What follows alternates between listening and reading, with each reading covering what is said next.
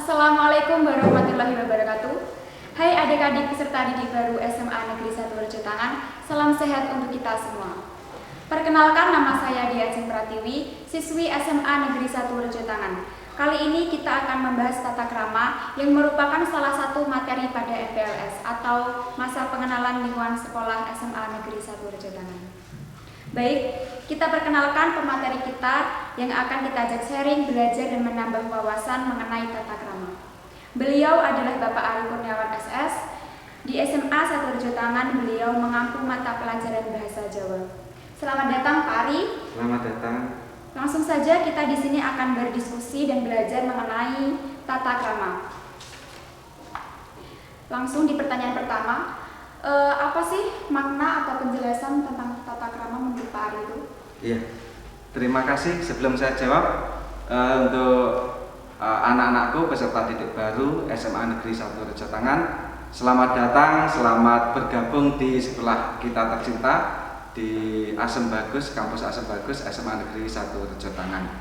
Baik, di sini saya akan bukan membahas atau kita berdiskusi ya Mbak ya, berdiskusi mengenai tata krama ya. Tata krama itu terdiri dari dua kata, dari kata tata dan krama. Jadi kalau tata itu merupakan aturan atau norma seperti itu, aturan atau norma. Adapun kalau krama itu merupakan sopan santun gitu ya. Jadi kalau digabung tata krama itu merupakan sebuah aturan yang berkaitan dengan perilaku sopan dan santun atau kebiasaan dalam berperilaku yang sopan dan santun seperti itu.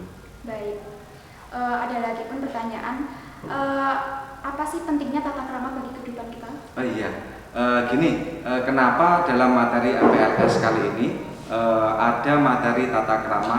Ya seperti tahun-tahun lalu itu juga selalu ada materi tentang tata krama. Jadi hal prinsip, hal mendasar yang memang harus dimiliki oleh setiap pribadi seperti itu. Apalagi khususnya untuk para peserta didik, terutama untuk peserta didik baru SMA Negeri 1 Rejotangan. Dalam filsafat Jawa, karena saya mengambil bahasa Jawa ya Mbak, jadi saya akan membahas tentang bagaimana tata krama dalam bahasa Jawa yang secara mendasar. Itu kita kenal aji ning diri saka lati, kemudian ada aji ning raga saka busana. Itu mempunyai makna yang dalam. Jadi dua ungkapan tetapi memiliki makna yang sangat luas gitu.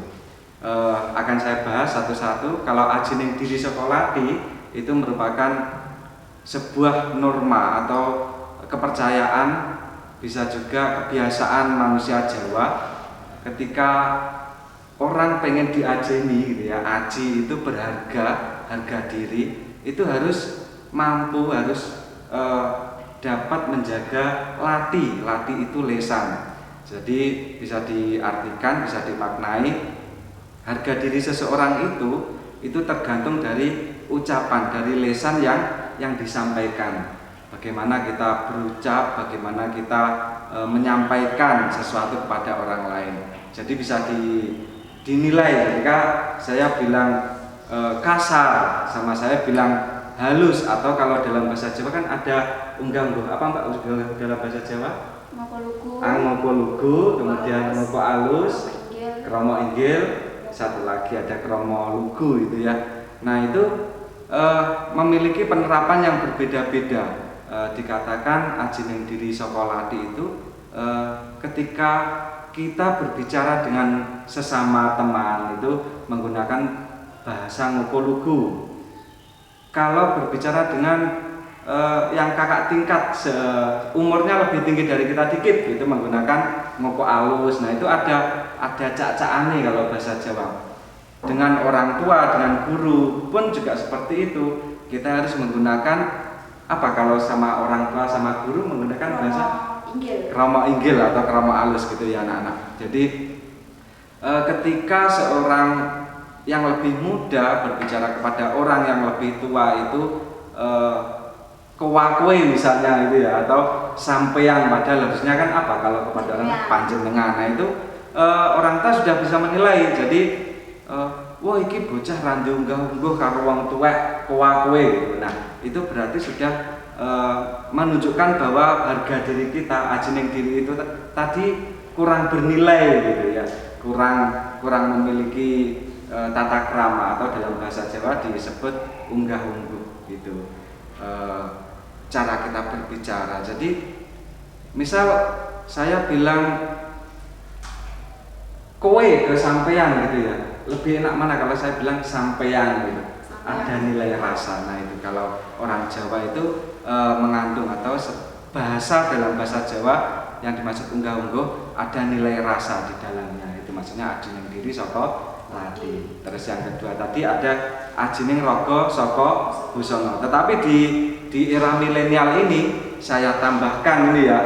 Jadi tidak hanya menjaga lesan, dan kalau ajining raga itu harga diri badan, tidak hanya ucapan dan perbuatan. Kalau zaman milenial sekarang, bahkan bukan milenial ya, sekarang 0.0 apa itu Mbak? Nah, era milenial sekarang, era zaman serba digital ini, ada istilah kalau saya menyebutnya ajining diri juga berasal dari 3G gitu. Tahu maksudnya? Ajining diri, ajining diri saka lati, ada lagi ajining diri saka busana. Sebelum itu ada ajining diri saka 3G untuk masa sekarang. Tahu maksudnya apa kira-kira? Ajining diri saka 3G gitu ya? Iya. Mungkin masih asing kata-kata itu, Pak. Ya, memang pada umumnya kan ajining diri saka lati, ajining raga saka busana. Tetapi saya tambahkan ajining diri saka 3G. Itu kalau dalam ungkapan bahasa Jawa itu tanganmu harimaumu. Jadi sekarang kan musimnya atau memang eranya chat gitu ya, chat atau komentar di akun media sosial. Itu kita mengetikkan dapat diistilahkan menggunakan jari itu kan ya. Jadi kita harus berhati-hati seperti halnya kita berbicara. Jadi dalam bermedia sosial, dalam berkomentar di sebuah akun media sosial, entah itu Facebook atau Instagram atau WhatsApp, itu kita harus bisa menjaga jari kita. 3G itu jari. Jadi memang saat ini banyak masalah yang berakibat fatal karena salah paham ketika seseorang berkomentar negatif di media sosial. Makanya selain ajining diri saka lati, juga penting ajining diri saka 3G. Oh ya, kalau ada yang di luar Jawa, 3G itu jari gitu ya, jari. Kemudian yang ketiga ada ajining raga saka busana. Jadi harga diri seseorang itu juga dapat dinilai dari cara seseorang memakai pakaian gitu ya. Iya. Bisa dibayangkan ketika ada seorang putri memakai baju seksi kemudian celananya hot pants gitu kan ya, orang menilai, wah ini mesti bocah nakal gitu. Biasanya orang tua seperti itu. Nduk, lek gawe klambi aja kaya ngono gitu ya. Ndak pantas, ora ilok gitu. Ya gitu. Jadi beda dengan ketika kita melihat seorang putri atau orang perempuan yang menggunakan pakaian yang sopan, yang auratnya serba tertutup, itu bisa menjaga diri. Nah itu orang menilai, wah ini mesti anak baik kan gitu ya. Beda lah. Seperti halnya tadi berbicara, cara bicaranya kasar dengan cara bicaranya menggunakan unggah-ungguh bahasa Jawa yang benar, itu juga memiliki penilaian yang berbeda. Sama halnya dengan yang berpakaian tadi. Orang yang berpakaian serba mini dengan orang yang berpakaian sopan, itu tentu penilaian kita terhadap seseorang itu juga berbeda. Seperti itu Mbak Ajeng. Mungkin ada yang ditanyakan, monggo. Kita sharing, kita diskusi santai saja. Iya. Kita kan harus memiliki unggah-ungguh yang baik ya. Nah, iya. Apa sih peranan orang tua dalam membangun unggah-ungguh yang baik di sejak dini? Iya. Terima kasih, pertanyaan yang bagus. Jadi memang unggah-ungguh itu harus dibekalkan kepada seorang anak. Nanti kalau Mbak Ajeng punya anak ya, dari kecil di lingkungan keluarga itu harus dibekali unggah-ungguh, harus dikenalkan dengan unggah-ungguh mulai dari cara makan, cara berpakaian, cara berbicara. Nah semua kepribadian itu berawal dari lingkungan keluarga. Jadi keluarga itu berperan sangat penting iya, untuk membangun tata krama seorang anak. betul betul. Jadi memang kalau dalam bahasa Indonesia kan ada ungkapan buah tidak akan jatuh Dari pohonnya. tidak akan jatuh jauh dari pohonnya, seperti itu. Tentu peran orang tua sangat sangat penting dalam mendidik seorang anak. Tentu tidak hanya sebuah nasihat, tetapi juga teladan gitu ya, teladan orang tua bagaimana bersikap, bagaimana memberi contoh, iya, unggah-ungguh dalam semua hal Mbak Ajeng. Jadi mulai cara berbicara, cara bersikap, cara berkomunikasi itu bisa dibentuk di lingkungan keluarga, seperti itu. Terima kasih. Ya, ada lagi. Monggo kita sharing santai untuk peserta didik ya. Nah, ini kan gini Pak. Ya. Tadi kan di lingkungan keluarga. Nah, ya. Sekarang ini kan seperti anak SMA yang sekarang mesti memiliki pergaulan yang bebas. Nah, gimana sih untuk menanggulangi pergaulan-pergaulan yang bebas ini agar tidak merusak tata krama anak yang baik gitu? Betul. Apalagi zaman sekarang ya. Zaman sekarang itu bagaimana seorang anak, seorang remaja bisa berkomunikasi bebas dengan temannya. Beda dengan zaman saya dulu. Yeah. Saya dulu misal janjian itu harus ke rumahnya, terus memanggil imam gitu kan. Kalau sekarang cukup WA, pos gitu kan ya, posisi itu kan sudah bisa bertemu gitu. Jadi memang penting untuk tata krama di lingkungan para remaja yang memang pada kenyataannya sekarang usia SMP pun banyak yang, mohon maaf, banyak yang sudah amit nuwun sewu naudzubillah min dzalik, hamil di luar nikah gitu ya. Itu memang sebuah keprihatinan gitu. Jadi pesan saya untuk para remaja, khususnya untuk para siswa, dan terkhusus lagi atau khusus untuk siswa SMA Negeri 1 Rejo Tangan, yang pertama tetap kita memegang erat, memegang teguh agama.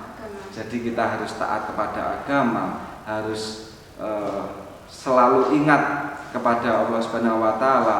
Minimal kalau kita ingat takut dosa gitu ya, takut dosa. Melakukan hal yang negatif. Iya, itu. Pondasi yang dasar itu kita harus selalu ingat kepada Allah. Kemudian yang kedua, kita harus ingat kepada orang tua. Bagaimana perjuangan orang tua melahirkan kita. Sebelum melahirkan mengandung gitu ya, selama 9 bulan. Kemudian kita beraktivitas, apalagi di usia ke-9 itu bayangne wae sudah begitu beratnya ini ya. Kita harus ingat perjuangan seorang ibu melahirkan, kemudian mendidik, bahkan malam-malam yang harusnya kita lelap tertidur harus terbangun mengganti popok. Kemudian ingat perjuangan seorang ayah yang tidak mengenal panas, tidak mengenal hujan, harus mencari nafkah untuk keluarga, untuk anak itu. Jadi memang kembali ke tadi Mbak Ajeng, jadi pentingnya lingkungan keluarga dalam membentuk kepribadian, karakter seorang anak. Karena itu kan dari sejak kecil Pak ya. Iya, sejak kecil bisa dikatakan itu kiblat seorang anak itu adalah orang tua itu. Iya. Baik, ada tidak soal atau pertanyaan untuk peserta didik baru mungkin Pak? Pesan mungkin ya. Soal atau pertanyaan nanti biar dijawab di Google Form. Oh gitu, iya. Begini, untuk peserta didik, kaitan dengan materi tata krama itu, bagaimana pendapat kalian sebagai seorang Indonesia, yang seorang bangsa Timur, utamanya ini yang masyarakat Jawa, tentu peserta didik kita banyak yang orang Jawa itu ya. Itu jangan malu untuk berbahasa Jawa, jangan gengsi untuk menjaga unggah-ungguh bahasa Jawa. Nah ini tantangan saya untuk peserta didik baru, tolong nanti direkam berkomunikasi dengan ayah atau bunda gitu ya, berkomunikasi dengan ayah atau bunda menggunakan bahasa kromo halus gitu ya. Gimana? Ya. Ya, benar sekali. Jadi nanti direkam tentu saya yakin HP kalian itu sudah canggih gitu, nanti direkam via handphone percakapan kalian dengan bisa ayah atau ibu. Kalian menyampaikan misal 5 pertanyaan itu menggunakan bahasa Jawa kromo halus gitu Mbak Ajeng. Nanti di-upload di drive, mungkin yang dikumpulkan hanya link drive-nya saja. Gitu ya. Jadi saya pengen calon peserta didik baru itu membuat rekaman berkomunikasi dengan ayah atau ibu menggunakan kromo halus gitu. Bisa 5 pertanyaan, minimal 5 pertanyaan. Nanti di-upload di Google Drive, kemudian yang dikumpulkan cukup linknya saja gitu ya. Iya, untuk peserta didik baru jangan lupa untuk absen di kolom komentar di bawahnya. Dan baik, terima kasih saya sampaikan kepada Pak Ari atas diskusi kali ini. Sama-sama. Tentunya banyak hal yang dapat kita pelajari, khususnya mengenai tata krama. Mari kita bersama selalu menjaga tata krama dalam kehidupan sehari-hari agar kita menjadi pribadi yang memiliki unggah-ungguh dan teraksila yang baik. Terima kasih, saya Dia Ajeng Pratiwi. Mohon maaf jika ada salah kata. Sampai bertemu di podcast selanjutnya. Wassalamualaikum warahmatullahi wabarakatuh. Waalaikumsalam.